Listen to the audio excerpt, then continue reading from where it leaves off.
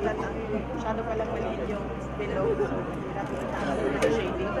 Pero otherwise, message to the people. Message to the people. yes, sa lahat ng mga supporters ng newspapers, sa lahat na nag-ilap, sa lahat na gumamit ng tapang at thank you very much from the bottom of my heart.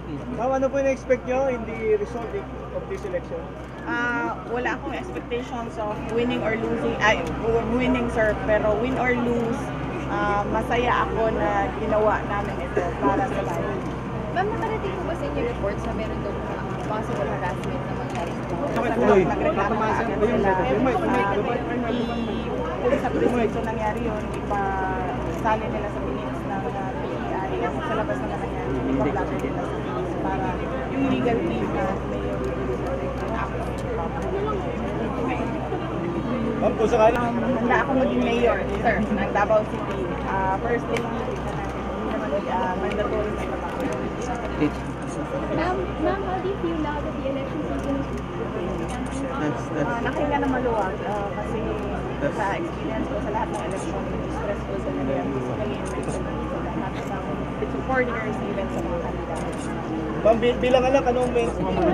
Personally, ma'am, choice ng botante kasi basta sa amin lang, hindi kami nagkulang ng reminders sa kanila na huwag ibenta yung vote. Ma'am, sa mga paloob niya dun sa nanira. Ibig yun eh? Hindi ma'am. Natural lang Part, yes. Even si Manang Wala si ma'am. Lumaki ako sa politics. So, natural yun kapag merong election. In fact, lahat ng issue na tinapon nila kay Mayor, narinig na namin lahat yun sa mga nakalipas na election dito sa Davao. Ma'am, ano yung pinaka-memorable memory or experiences during the campaign season while you were going around the country? Ano ba yung what stood out in your... Yung hospitality and generosity ng mga Pilipinos, especially na hindi naman kami magkakilala, nagkakilala lang kami pagdating doon sa lugar nila nung umikot kami. And tinanggap nila kami na parang pamilya nila kasi lahat kami volunteers ni Mayor Duterte. And yung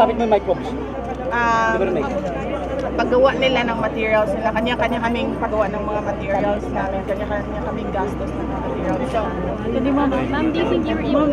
ganito, kanya-kanya paggawa yung mga supporters ng election materials nila para mga kanya.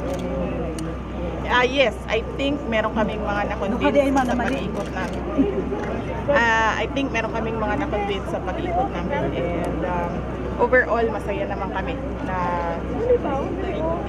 na nakita namin yung reaction, yung reception ng mga tao sa kandidato namin. We love you and we are behind you on this.